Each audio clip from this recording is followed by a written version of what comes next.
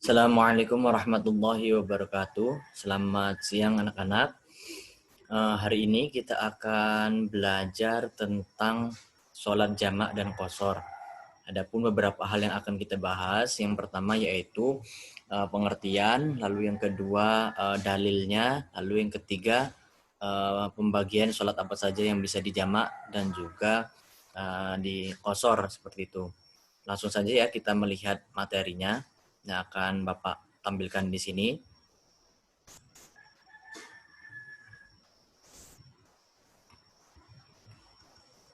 Nah, yang pertama pengertian. Pengertian sholat jamak dan qashar. Jamak yaitu artinya menggabungkan dua sholat fardu dan mengerjakannya dalam satu waktu saja. Contohnya misalkan zuhur dengan asar digabungkan. Dikerjakannya di waktu sholat zuhurnya atau di waktu asarnya. Sholat jamak boleh dilaksanakan pada waktu sholat yang pertama yang disebut dengan sholat jamak takdim, lalu maupun pada waktu sholat yang kedua sebutannya yaitu jamak takhir. Nah, untuk jamak ini seperti yang Bapak bilang tadi, yaitu yang bisa digabung adalah sholat zuhur dan asar dan juga sholat maghrib dan isya. Selain itu tidak boleh dijamak.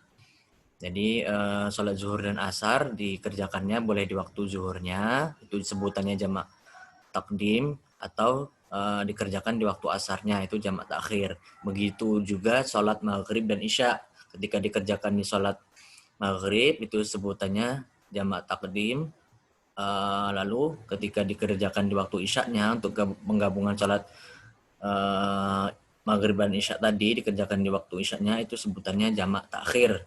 Jadi intinya jamak itu menggabungkan dua sholat ketika dalam keadaan bepergian sangat jauh. Seperti itu. Itu untuk memudahkan kita. Selanjutnya qashar. Pengertian daripada qashar. Qashar artinya meringkas sholat fardu dari 4 rakaat menjadi 2 rakaat. Jadi yang perlu diingat hanya yang jumlah rakaatnya itu 4. Di luar 4 itu tidak bisa untuk diqashar atau diringkas. Nah, jadi sudah jelas ya, dengan demikian sholat fardu yang boleh diqashar adalah sholat zuhur, asar, dan isya. Sedangkan sholat maghrib dan subuh tidak boleh diqashar karena jumlahnya bukanlah 4 rakaat. Jadi yang bisa diqashar atau bisa diringkas yaitu sholat zuhur, asar, dan juga isya. Selain itu tidak bisa diringkas menjadi 2 rakaat. Setelah pengertian ini ada dalil naklinya untuk sholat jamak dan qashar. Adapun dalil nakli maksudnya dalil yang bersumber dari Al-Quran dan juga hadis. Adapun yang pertama dalil tentang sholat jamak dari hadis Nabi yang diriwayatkan oleh Imam Muslim. Bapak bacakan.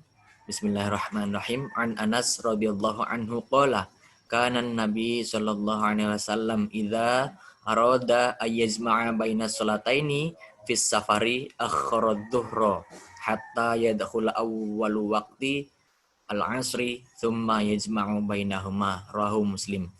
Dari Anas radhiyallahu anhu, ia berkata, apabila Nabi Muhammad SAW hendak menjamak antara dua sholat ketika dalam perjalanan, beliau mengakhirkan sholat zuhur hingga awal waktu asar, kemudian beliau menjamak antara keduanya. Hadis riwayat Muslim. Nah, ini adalah hadis yang mengisyaratkan atau menunjukkan bahwa menjamak sholat itu dalam bepergian itu diperbolehkan. Lalu yang kedua, yaitu dalilnya dari Al-Quran surah An-Nisa ayat 101 yang berbunyi A'udzubillahi minasyaitonirrajim, Bismillahirrahmanirrahim, wa idza darabtum fil ardi falaisa 'alaikum junahun an taqsuru minas shalah in khiftum ayyaftinakumul ladzina kafaru innal kafirina kanu lakum aduwwam mubina. Dan apabila kamu bepergian di muka bumi, maka tidaklah mengapa kamu mengqashar salatmu jika kamu takut diserang oleh orang-orang kafir. Sesungguhnya orang-orang kafir itu adalah musuh yang nyata bagimu. Quran surat An-Nisa ayat 101. Nah, ini dalil dari Al-Qur'annya. Jadi sudah Bapak bacakan tadi dalil-dalil diperbolehkannya sholat jamak dan juga sholat qashar dari hadis dan juga Al-Qur'an. Nah, selanjutnya yang ketiga, sholat apa saja sih yang bisa dijamak dan bisa diqashar? Adapun sholat yang bisa dijamak, yang bisa digabung dalam satu waktu, yaitu zuhur dan asar. Yang kedua, maghrib dan isya. Selain itu tidak boleh, misalkan subuh dengan zuhur bisa tidak Pak? Tidak bisa. Ataupun asar dengan maghrib bisa tidak Pak? Tidak bisa. Lalu kemudian isya dengan subuh bisa nggak Pak? Nggak bisa. Jadi yang bisa itu yaitu zuhur dan asar. Maghrib dan isya. Selain dua ini tidak bisa digabung atau tidak bisa dijamak. Lalu kemudian sholat yang bisa diqashar. Nah, qashar tadi kita tahu pengertiannya yaitu diringkas. Nah, diringkas ini hanya sholat yang 4 rakaat yang bisa diqashar. Selain 4 rakaat tidak bisa. Jadi sudah jelas ya di sholat wajib itu yang jumlahnya 4 rakaat adalah sholat zuhur, asar, dan juga sholat isya. Kalau subuh itu hanya 2 rakaat, maghrib yaitu hanya 3 rakaat.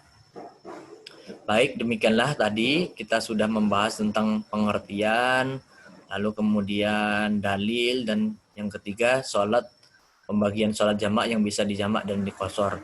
Semoga bermanfaat.